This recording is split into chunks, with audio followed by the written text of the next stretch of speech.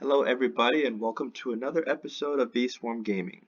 Now, some people who are YouTubers, every time they play, they record. They know what they're going to do, and what they're going to do is play the game. They only go on and they record and they play the game. They have a routine, and that's what they do. Other individuals, they only record when they do certain things. I kind of fall in the middle.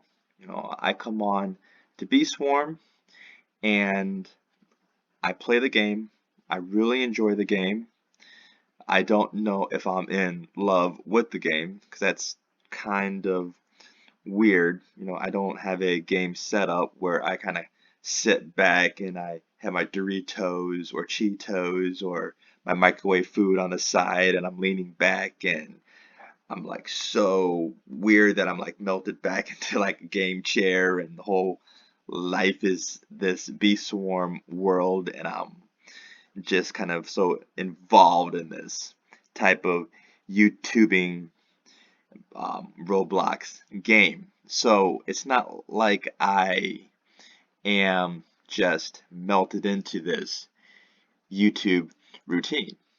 So anyway, I'm playing the game and I'm kind of back and forth in when do I record? When do I record? And I never catch these special moments sometimes. These, I want to say, record events. For instance, one thing that I will never get, let me zoom in a little bit, is when I summon Wendy Bee. You know, People who have these videos of the words of what to watch out for when you get Wendy B. Because I'm guessing when the announcement of how to get Wendy B came out is maybe there's going to be some special animation or whatever because we know what the chimes look like on a regular basis, right? The words are said and the chimes they tinkle and tonkle and they kind of go back and forth. Well, maybe when Wendy B comes, the wild Wendy Bee like swirls around and around, comes down, and the chimes might like change colors or a new type of chime. Maybe something special. So I'm guessing the YouTubers probably always hit record every single time, right? I mean, that's what I would do if I was a more pro YouTuber. It would be on all the time, and of course, I would have special video editing software, so on and so on. Anyway, I like to talk. I got to keep my videos shorter, people. I really do. Anyway, so this morning it was time to fight Tunnel Bear. That's not the point of the video. I had missions to turn in. I go down to fight Tunnel Bear. I was going to do a video on that, but I thought, what's so exciting? Although I get a lot of questions about Tunnel Bear.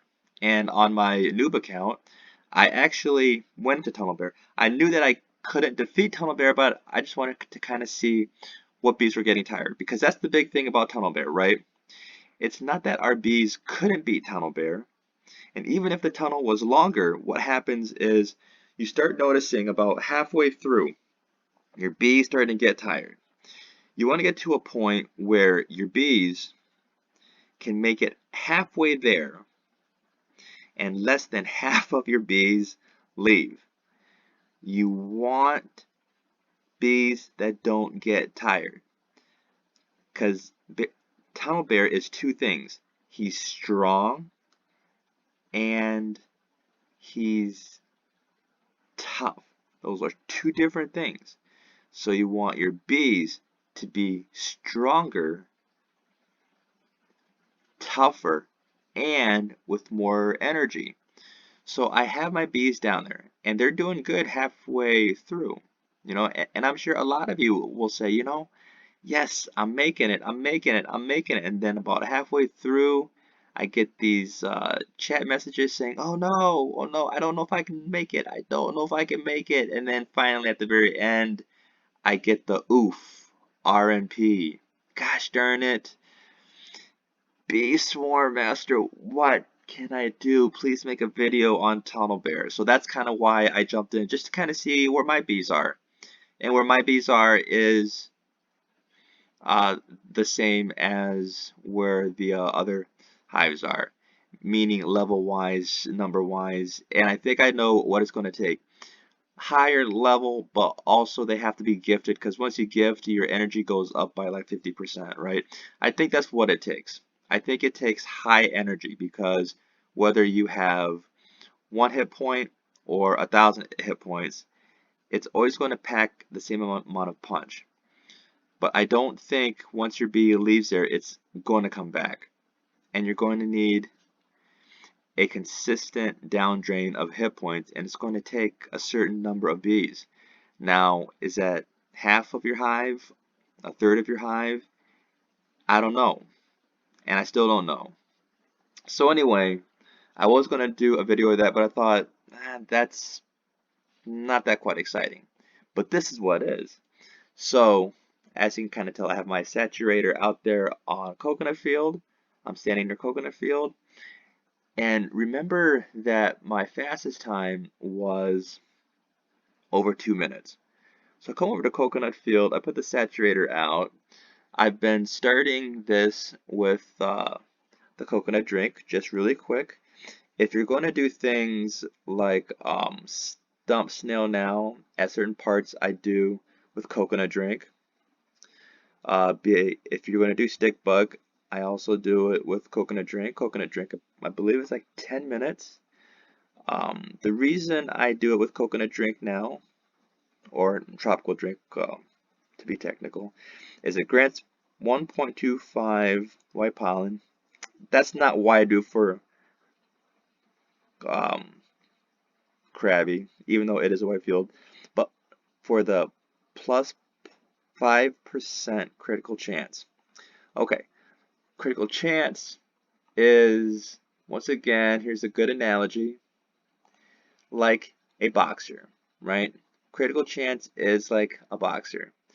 Thousands of hits, you're just increasing it by 5% to land a punch. You increase that chance by 5%, it's very good. So if you have 100 hits or 100 throws, it's 5 more lands. And if you have a high critical power, which means the oomph, right? That's great. So that's basically it. I have that tropical drink. I'm going at Crabby. That's 5 more big hits. 5 more big hits. Also, you can see on the bottom here, I've got the stingers out. Now, I didn't hit stinger after stinger after stinger after stinger.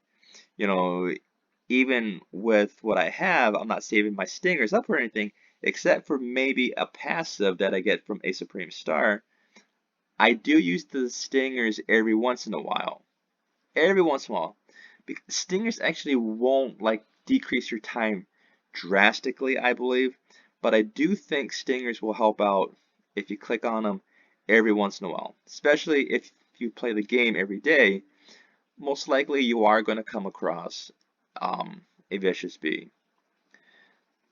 I don't say definitely all the time, because I'm sure there may have been days here or there where I never came across a vicious bee. So anyway, that's kind of where my story starts. So I use those two things, and I have used those two things before, so it's not like I just started this and it's like, wow, there's a drastic difference. So I have these two things, and I'm fighting the coconut crab. Now, here's a downside. I have my coconut pack, and I use it. And I believe the last time I fought, I actually hit the crab 3 times. And I did get a better time of like 2 minutes and 4 seconds or something. And that was great. This time, the crab does not get hit at all. Does not get hit at all. So let's see what happens. Dun, dun, dun. Now, obviously, if I'm making this, I'm quite happy. Done. 1 minute and 58 seconds. Sub 2 minutes. Awesome. Yes. So we see that boost or these things that we get do help. Now I actually see this out there and this guy's been trying to get it. It's not working, so let's help him out. Let's help him out. Let's help him out. Let's just get this guy off because I saw this guy. He's been trying to get him. Let's get him out. Alright. I'm not into really winning beat right now, but sometimes we gotta help people out. Alright.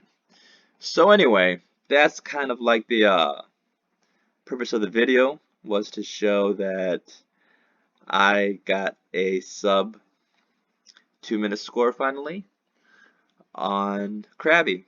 Alright. Have a nice day.